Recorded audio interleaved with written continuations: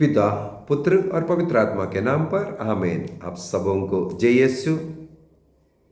विधि विवरण ग्रंथ उसके अध्याय 30 वाक्य 15 में लिखा है, जीवन और मृत्यु, भलाई और बुराई, ये दोनों आज मैं तुम्हारे सामने रखता हूं। मनुष्य के सामने ईश्वर जीवन और मृत्यु, भलाई एवं बुराई रखा है। जिसे मनुष्य चुनता है, मनुष्य को वही मिलता है।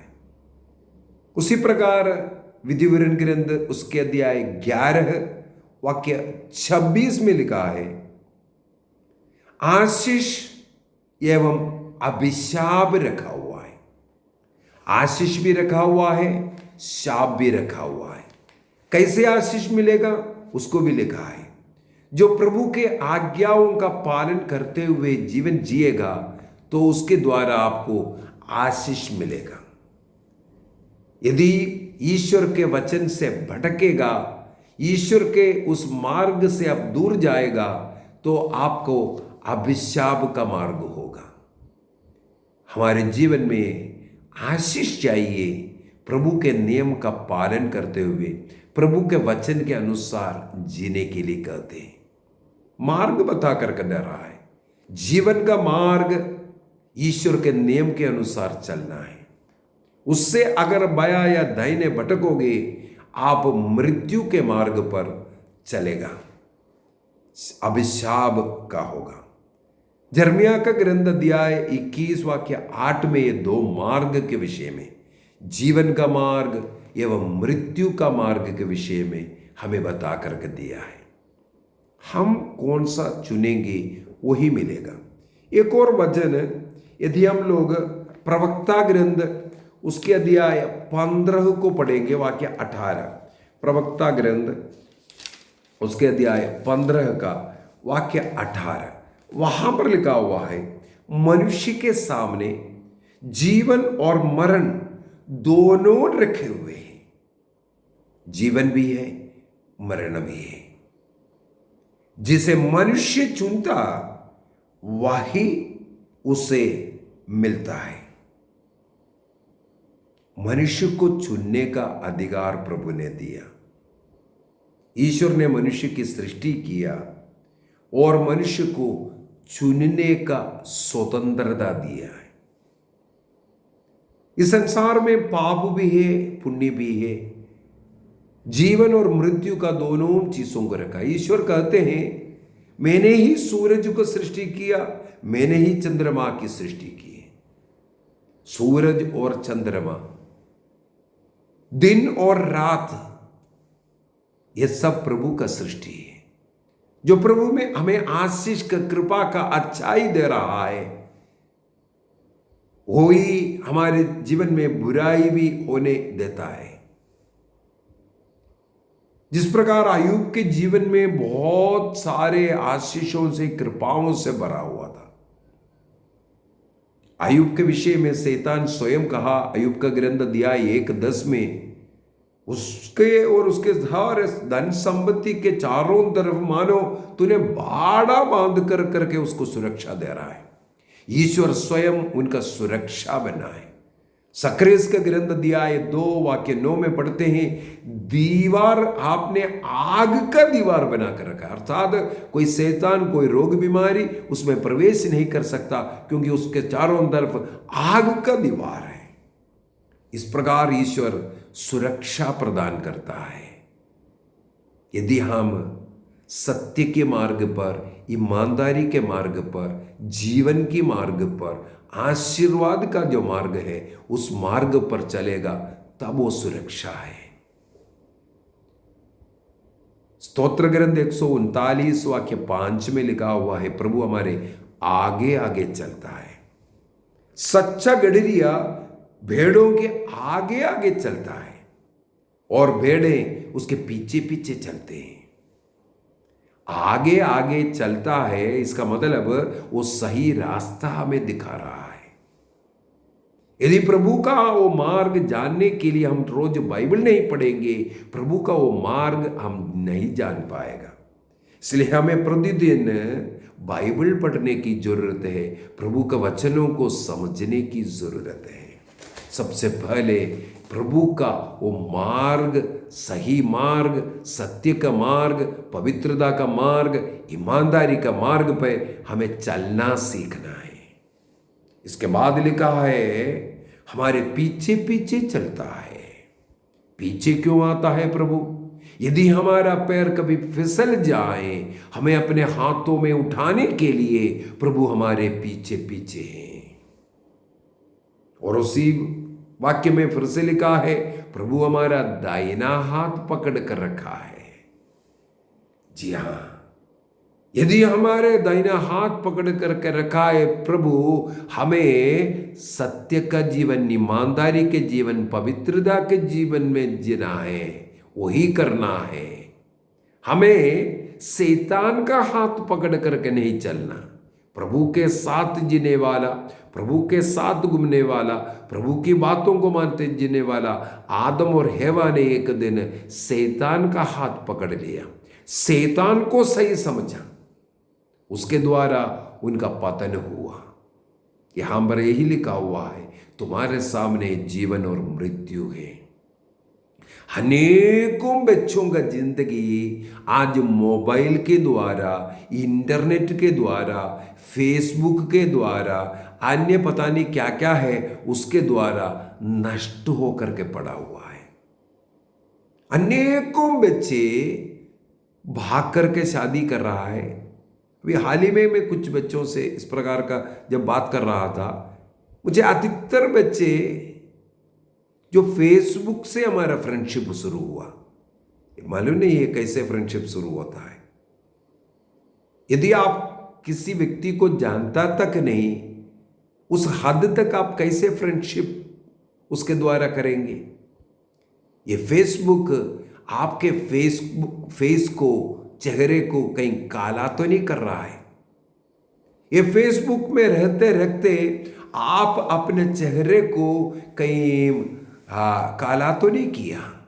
अन्यथा आप स्वयं इस प्रकार का जिंदगी जीते हुए अपने माता पिता के चेहरे पर काला पोत रहा है। पाप की जिंदगी जीते हुए, चाहे फ्रेंडशिप इस प्रकार का करते हुए अच्छा एक रीति ढूंढा हुआ है। अनेकों लोग इस प्रकार परिचित में आकर अपने मर्जी से भाग रहा है, जी रहा है। कई बच्चे पढ़ाई के नाम पर या नौकरी के नाम पर अपने परिवार से दूर शहरों में रहते हैं, लेकिन किसी बॉयफ्रेंड और गर्लफ्रेंड के साथ। पाप के जिंदगी उनको कोई दुख नहीं दे रहा है।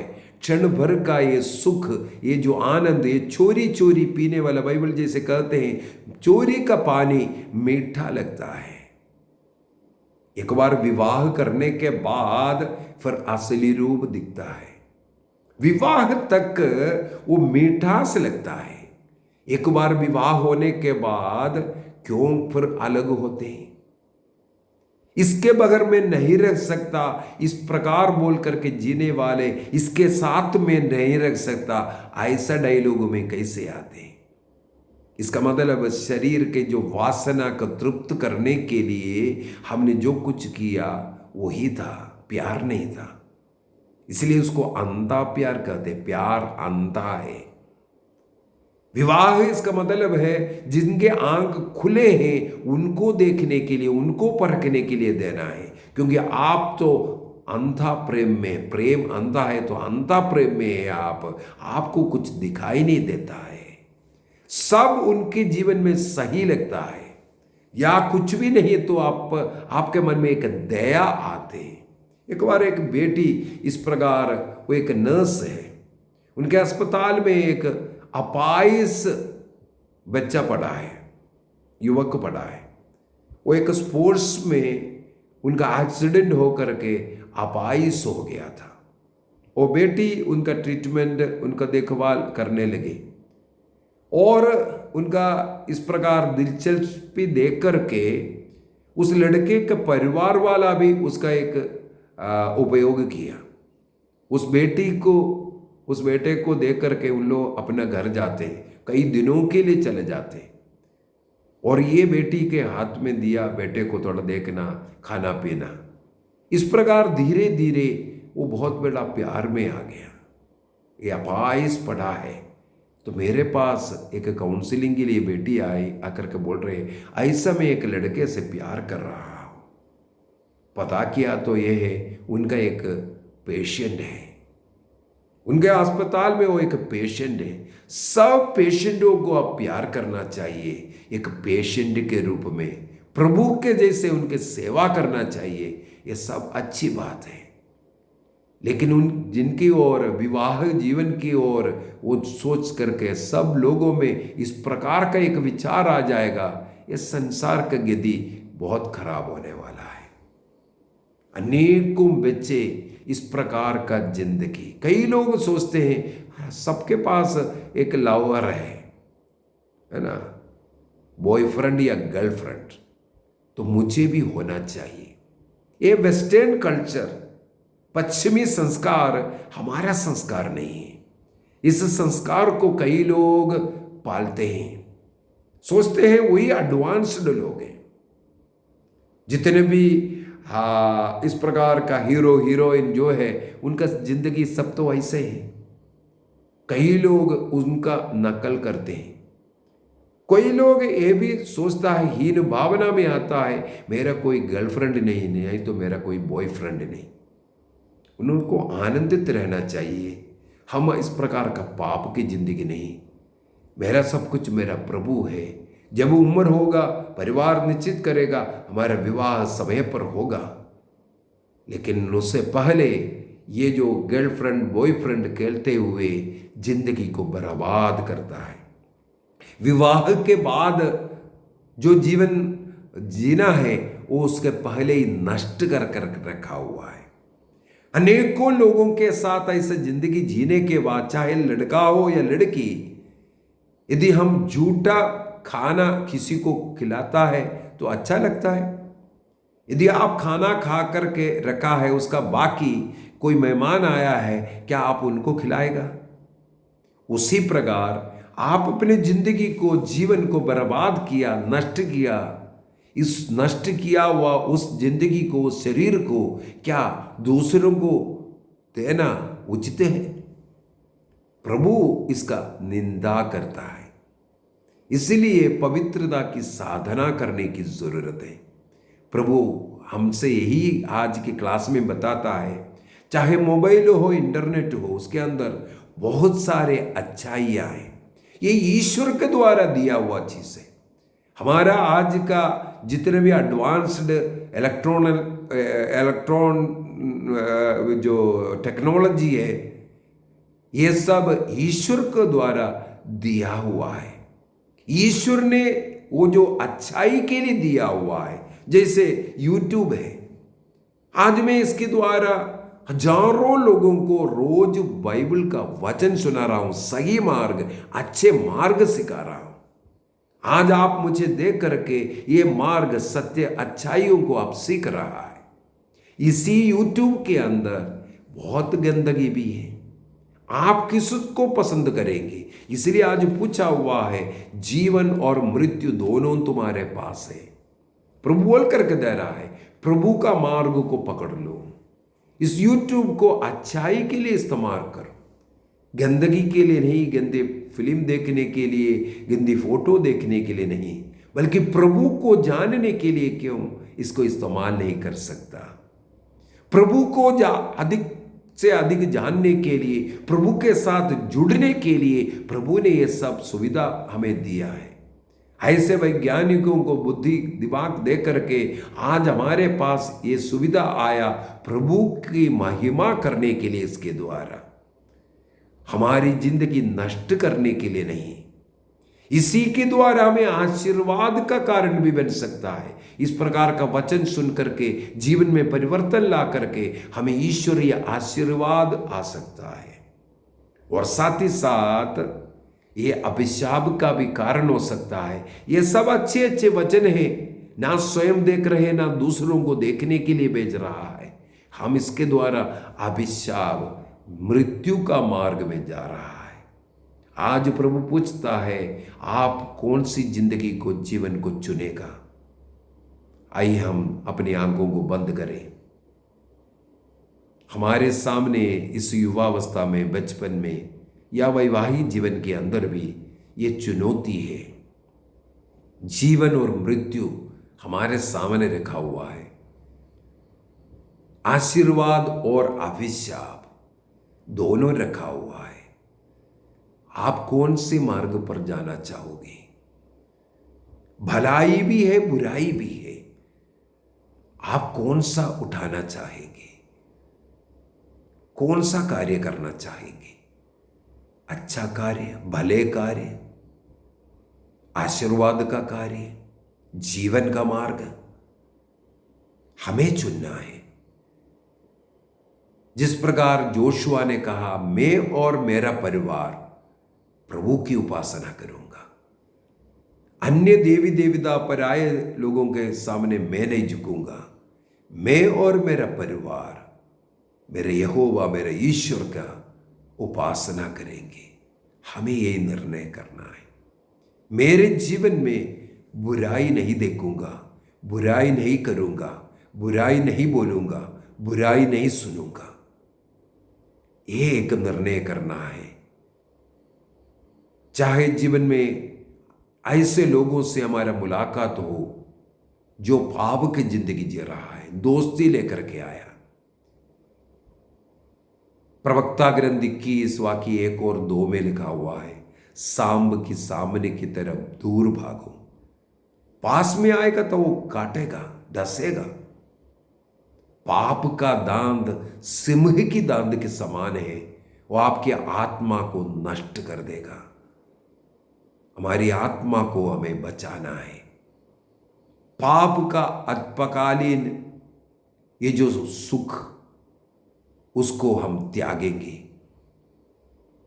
तब हमें वैवाहिक जीवन के द्वारा और प्रभु के संगति में रह करके एक अच्छा जिंदगी मिलेगा। निर्णय कीजिए, इस जीवन के मार्ग को मैं चुनूंगा। जिस जीवन में ईश्वर का आशीर्वाद मिलेगा, उस मार्ग को चुनूंगा। मृत्यु का मार्ग नहीं, बुराई का मार्ग नहीं, मैं भलाई चुनूंगा। निर्णय कीजिए। मोबाइल का या अन्य जो दोस्ती, गलत दोस्ती, यह सब डिलीट करने का। जिनका नंबर मेरे जीवन में, मेरे मोबाइल में पाप का कारण है, उसको डिलीट करेंगे, उन लोगों को दूर रखेंगे।